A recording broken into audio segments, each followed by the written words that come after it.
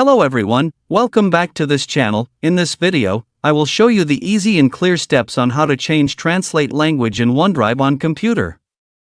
So how to change translate language in OneDrive on computer? Make sure you keep watching this video until the end. Let's get started right away. Firstly, just go to the OneDrive application on your computer or laptop. And this is the OneDrive display. Just point the cursor to the right of the screen. Here there are several menu icons. Tap this profile menu. And a menu will appear below like this. Tap My Profile menu.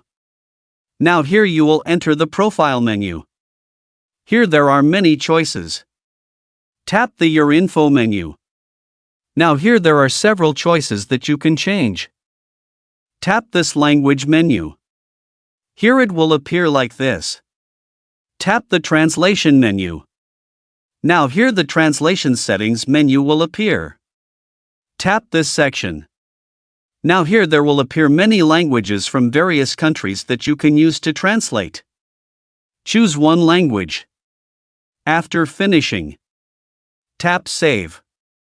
Well, here you have finished changing the translated language. So that's it, tutorial how to change translate language in OneDrive on computer. Thank you for watching. I hope this video is useful. See you in the next video.